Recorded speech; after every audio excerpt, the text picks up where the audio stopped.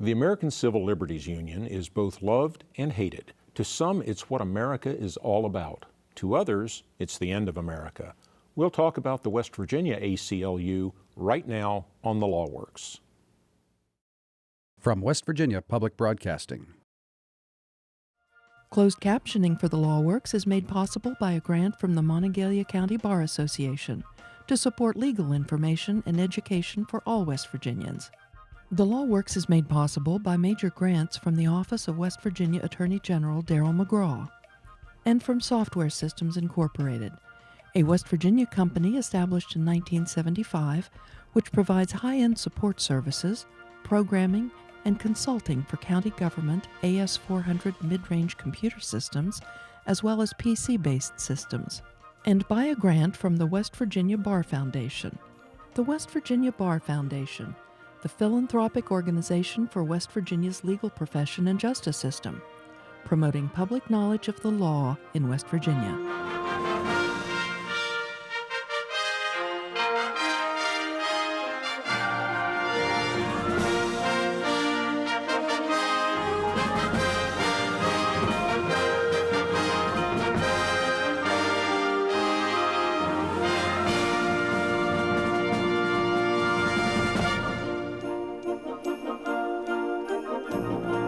What is the American Civil Liberties Union? Why does it exist? My guests are Brenda Green, Executive Director of the West Virginia ACLU, and Sarah Rogers, West Virginia ACLU Staff Attorney. The American Civil Liberties Union, all I have to do is say those words and people out there react. You don't have to say a word. They have a feeling about you. They love you or they hate you. They're afraid of you or they think you ought to be swept away and down the gutters. Who are you people? We are the country's largest and oldest nonprofit organization focusing solely on civil rights and civil liberties. There's no money to be made in enforcing civil liberties and civil rights? Actually, it costs a lot more than it makes. It's definitely a mission-driven organization. We've been in existence for over 75 years now. Well, what do you do? I mean, that's this nebulous cloud of high idealistic sounding things, but what do you really do? We take cases and we work legislatively and we do public education. People associate us with the legal aspect, but actually we try to prevent cases by working on good laws or preventing bad laws from going into place. But what we do is basically defend the Constitution and the Bill of Rights. How are you received when you go to a state legislature? You're the West Virginia ACLU, so you don't go to Congress, you go to the West Virginia legislature. How are you received? It really varies. It's very situational. And I think you'll find when you talk to most people, it's situational for them too. They support some of the things they do, they vehemently oppose other things we do. So it depends what issue we're in the legislature talking about that day. Well, what are the issues you're dealing with? Right now, one of the things that we're dealing with on the local level is the prison overcrowding in both our state prisons and our county jails, and the conditions that arise from that, in the extreme case are human rights violations. On a more legal aspect are violations of due process and other issues around the Eighth Amendment, around cruel and unusual punishment. We're working on single gender education under Title IX. Fighting that to protect the rights of both genders to get a quality, equal education. Well, let's pause there. I think everybody understands what jail overcrowding is about. Mm-hmm. And I assume that your position generally is it's just not right to treat people like that, even if they are criminals. Exactly. When people are convicted of a crime, there are certain rights that they do surrender. But there are certain unalienable rights, as our historical documents say, that are not surrendered, and they need to be protected. Okay. Let's talk about this gender issue that you talked about. What gender and education, what is that? Well, we're celebrating the 40th anniversary of Title IX, and most people associate that with athleticism because the law came into effect to provide equal spending in colleges and high schools for female athletics as well as male athletics. But the advantage of Title IX is that it really spread out into other areas. So we've seen huge gains for women as a result of Title IX legislation. And we're actually dealing with a case right now that Sarah knows a lot about. Right now we have a case called Doe versus Wood County, and we have filed a lawsuit against Wood County schools for separating boys and girls at Van Deventer Middle School in core classes based on stereotypes. So we're talking about Title IX violations, but we're also talking about the Constitution and the Equal Protection Clause. Many, many, many years ago when I was a student, girls took home ec, boys took shop, girls had gym classes, boys had their gym classes, and that seemed to work out fine. Is that what we're talking about? No. Actually, it's not what we're talking about. We're talking about girls and boys being separated in core classes like math, science, English, and social studies based on the notion that girls and boys are hardwired so differently that they cannot learn math, English, science, and social studies in the same way. And these theories have been widely discredited by the scientific community. But that's the kind of thing we're looking at. The situations that I know about, the suggestion was that girls sometimes are intimidated in some types of classes, particularly math classes and things of that sort, science classes, by the boys who tend to be more outspoken, and as a result of being intimidated and forcibly quieted in those co-ed classes, they're not learning as much. And the school system said, well, let's divide them and see what happens. And as I understood it, the girls were doing better then after that happened. Is that not correct? There have actually been no peer-reviewed, widely accepted studies showing a solid improvement in either gender based on separating the sexes. But in this case, to be specific, our biggest problems had to do with gender tailoring the lessons, not just saying this might benefit a group women who have historically been left out in math because of stereotypes. This was a program that was actually gender tailoring lessons to stereotypes that were dressed up as scientific theories. How was that done? Well, for example, there's a big proponent and this is actually a national trend, this is not just happening in West Virginia, named Leonard Sachs, who has written several books and published his own articles saying that he's done studies showing improvements. And his theories and Michael Gurian's theories, the other proponent, say things like girls can't handle stress as well as boys, so they shouldn't have time limits on tests. Or girls learn better in dimly lit classrooms and boys need brighter lights. So we've seen these things implemented, and the way it happens is that these are presented as scientific studies, but they're not really scientific at all. I thought we had discredited environmental impacts. The classic study years and years ago is referred to as the Hawthorne Electric Plant Study, where they said we can increase efficiency because the lights are too dim in the plant, and they turned the light level up and efficiency increased. So they turned the light level up some more and efficiency increased, and they kept doing that for a while and efficiency kept increasing. So they turned the light level down and efficiency increased. They turned it down some more and efficiency increased. And it turned out what they were measuring was that the employees were responding to the fact that somebody cared about how efficient they were and were trying to help them become better workers. And it sounds like there's an element of that in the classroom. You put somebody in a classroom and say, this is special for you because you're special, and things will go well for a while. And then you have to reinforce that. You're still more special, and things will go well for a while. And in fact, you're getting no improvement or no significant change at all. You're just seeing what you expected to see. And in fact, these classes are really harming students, and at least our plaintiffs, who are anonymous in this case, so I can't disclose their names. Well, they're children. They're children, and we wanted to protect their anonymity. But some of them have vision problems, and we're not doing well with the dim lights. And instead of focusing on the students' individual needs, their gender was the most salient thing that we saw in the lessons from our experience with those clients. So you mentioned that you were doing this in Wood County, that's Parkersburg. Is this being practiced other places in West Virginia? It was originally being practiced at Stonewall Jackson in Kanawha County, and it was also being practiced at Barboursville and Enslow Middle Schools in Cabell County. We wrote demand letters to those two schools in addition to Wood County, and both Kanawha County and Cabell County stopped the practice after getting our letters. Whether or not that was caused by our letters is open to question, but they abandoned the practice. And we sent the same letter to Wood County explaining all of the constitutional and Title IX problems, and Wood County Board of Education voted to continue the practice. We actually just got a preliminary injunction against it, so they are now back to coeducational schools. So as of today, I do not believe there are any of these practices going on in West Virginia. Was this in state or federal court? This was in federal court. We actually tend to bring our cases in federal court because we do litigate under the Constitution, so that tends to be the natural forum for our cases. These letters that you send, when you send them, they tend to get published in newspapers, and they're pretty hard-edged letters. It sounds as though when you send these things out, you're really serious about what you're going to do. Well, at least our affiliate, this varies with law firms and law practices and then different ACLU affiliates across the United States, but at least at the ACLU of West Virginia, and I think most ACLU affiliates, we don't send a demand letter unless we're ready to act. Because we really do not want to bring a lawsuit.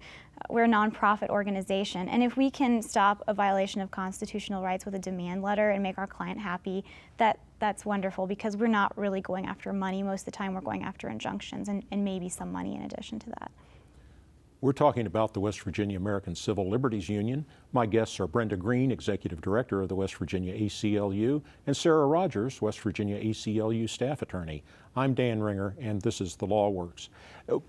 People who are not familiar with the practice of law probably don't understand, and I get calls all the time, people wanting me to do it. So I have this problem with a neighbor or with this other person. Just write them a lawyer letter and make them stop. So, well, what do you mean by a lawyer letter? He said, well, tell them that you're going to sue them if they don't stop. I said, wait, I'm not allowed to do that unless I really intend to file a lawsuit, unless I intend to go through it. We have ethical rules. I can't threaten you that way unless I really, truly have a good faith belief that that's what's going to happen. Now, sometimes you could say that, and your client later on will say, I've changed my mind, I'm not going to do it. But in general, if you say I'm going to sue you, there has to be a present intent to really do that. So you're bound by those same rules, aren't you? I am, and also with us, we take so few cases. So I consider when we take a client that we're taking them for the entire process, wherever that needs to go to achieve a policy change and promote civil liberties. Well, how do you decide what cases you're going to take? We consider a number of factors. First of all, we only take complaints by mail, written mail or email. You can submit a complaint on our website. And the reason we do that is not because we don't want to hear from people by phone, but because we just don't have the staff to do intake in other ways. So we review these letters, and first we look at whether there is a constitutional violation, because we often get cases we're sympathetic to. For example, employment discrimination based on someone's sexual orientation. While we care about that because we promote LGBT rights, we do constitutional work, so we can only take cases against government entities. The other really big factor is whether it is a fact-based or law-based case. We don't get very involved in fact-based cases because we want to make big changes. So we're not going to spend a lot of time litigating facts when what we want to litigate is change in law. That's just the way that we operate. And that is because we want to take high impact cases. We don't want to take, we might want to, but we generally don't take cases that only help one person. We have limited resources. And if we can make a change that's statewide that many, many people will benefit from, we want to prioritize those cases. And also, as you noted with our demand letter situation, we tend to take cases we are confident in. And that is also partly because we have to stretch resources and make maximum impact. We want to take cases that we think that we're going to win. And we also don't want to risk making bad case law for the rest of the people in the United States. And also we consider whether we have solid plaintiffs, because you have to be able to depend on someone to return your calls when you're doing high stakes litigation like that. You sound like a real law firm. Well, actually, we nationally, the affiliates throughout the country, we refer to ourselves as the nation's largest law firm. And actually, our legal director at the national level refers to us as the world's largest human rights law firm. Because when you consider the 800 plus attorneys that are employed by ACLU throughout the country, plus all the volunteer firms that work with us and our cooperating attorneys, we really are the biggest law firm. We just have one very special client, the U.S. Constitution. Figuratively. Figuratively. We sue on behalf of the plaintiffs we're representing, but it's a higher principle that we're actually arguing. Why do you think people get so upset with you? Because we deal with so much, most people don't agree with us 100% of the time. In fact, probably many of our board members, our donors, our volunteers, even our staff don't agree. We took 600 positions last year on a national level. I would find that hard to believe that everyone would agree with us every time. And so sometimes people support one issue but not the other. And because it deals with individual freedom and some of the things that we value most as Americans, it's highly charged. You know, religious liberty, freedom of speech, the right to bear arms, voting rights. These are things that really push buttons. So of course people are going to take it very personally. I found a list of cases that I thought were antithetical to the way people usually think of the ACLU, because the flagship case, at least that most people are aware of with the ACLU, was that you defended the Nazis' right to march through a Jewish neighborhood in Skokie, Illinois. Yes. And that generated huge emotional reaction, typically against you. How dare you stand up for the Nazis? But here's a list of some cases that the ACLU nationally has handled. Are you surprised by these? A case supporting students wearing Christian symbols in schools, not telling them they couldn't, but supporting their right to do that. Defending Christian students' anti-abortion speech, not telling them that they have to come out and support a woman's right to choose, but they were allowed to criticize that choice. Defending Christian students' rights to preach in a public park. Well, if it's a public park, it must be owned by the government. If it's owned by the government, we have to separate church and state. But you folks said it's okay to go in there and give religious speech. Exactly, because if the government had prevented it, they would be preventing free exercise of religion. Now, if they were only allowing one denomination in there, we would view that as a violation of the Establishment Clause, because the government cannot endorse religion, a particular religion. We guarantee free exercise of it. Regardless of what your religion is. Exactly. And I could go on and on with those. One in particular, if I can find it here, defending students' rights to protest against the ACLU in a public school. Mm-hmm. Don't you get a little confused? Sometimes it can be confusing. You should see when we're trying to decide if a case, first of all, is an ACLU case, and then what position we're taking, because it's sometimes not very cut and dried. There are a lot of different factors, but certainly that example, for instance, when we get people that place comments on our Facebook page in opposition of us, we don't take them off, because we believe that people have the right to share an opinion. Even if they're wrong. Even if they're wrong. But in the real world, in my office, if somebody came in and said, I want you to sue you, or I want you to defend me against your ideals, I would say, no, I've got a conflict of interest. I can't do that. But see, here there is no conflict, because it's not the idea that they're speaking out against us, it's the idea that they're speaking out. So our client is actually the First Amendment. Who they're speaking about is immaterial. Even if it's me. Even if it's me. How many lawyers do you have in West Virginia? Just I am the only staff attorney, and we function a lot through cooperating attorneys who make it possible for us to bring cases. What's a cooperating attorney? A cooperating attorney is an attorney that volunteers they can do a number of things. Sometimes they litigate with us, which is wonderful, and we couldn't litigate without them. Sometimes cooperating attorneys just talk to me about cases and help me think through issues, because in the practice of law, having those conversations is really helpful, getting some collaboration. And often attorneys will help me find other attorneys to be cooperating attorneys or facilitate networking for me. We're talking about the West Virginia American Civil Liberties Union. My guests are Brenda Green, Executive Director of the West Virginia ACLU, and Sarah Rogers, West Virginia ACLU Staff Attorney. I'm Dan Ringer, and this is The Law Works. Brenda, you are not an attorney. No, I'm not. I'm one of those dreaded administrators. Probably the only group hated more than lawyers. That's comforting to think about, but I don't think that's exactly true. What is your background? How do you come to this? Well, I have a long history in nonprofit, senior management, working for nonprofits. I actually came to the ACLU of West Virginia from the ACLU of Pennsylvania. I served not as a staff member, but a member of the board of directors on and off for almost 20 years. I actually joined the ACLU in high school.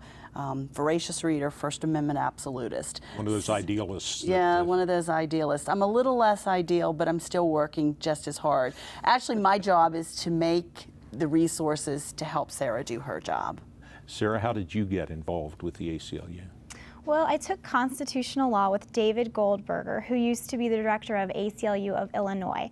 Now, that chapter actually brought the case you mentioned about the Nazis marching in Skokie, Illinois.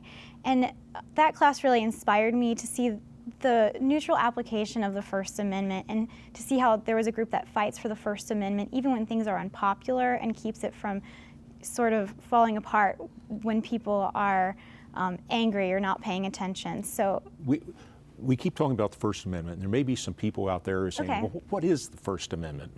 Okay, what does it say? I'm not asking you to quote it, but in general terms. Actually, the First Amendment guarantees those core freedoms that we talk most fervently about when we're in heated arguments. It's the right for freedom of speech, the right to address grievances against the government, freedom of association, freedom of protest, and of course the right to religious liberty, both to practice your religion as you deem fit or not to practice any religion. And that's really what we think of when we think of our constitutional rights. There are some other rights, right to keep and bear arms, it's the Second Amendment, et cetera.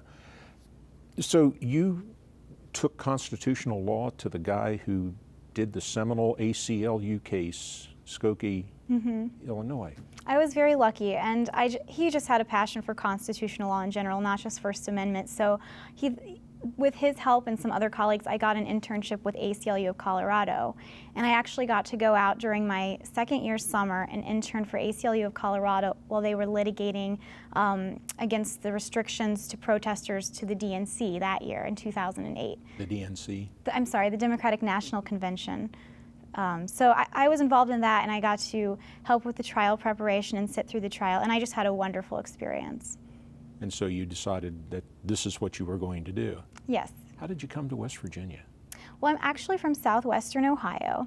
So I was living in several places trying to figure out what I wanted to do and still involved with the ACLU of Pennsylvania. I volunteered there when I was living in Pittsburgh. And when this job opened up, it was a really great opportunity for me to practice in that area, but also be a lot closer to my family than actually any other ACLU affiliate that I can think of. Maybe Kentucky's closer, but I'm a lot closer to home, and I like serving the Appalachian community because it's where I'm from. You mentioned cooperating attorneys to work with you to help you out in a variety of ways. How many cooperating attorneys do you have access to? Well, we have a large database of people that have sent in pamphlets of responding to our pamphlets with their interests at various times. At this moment, I have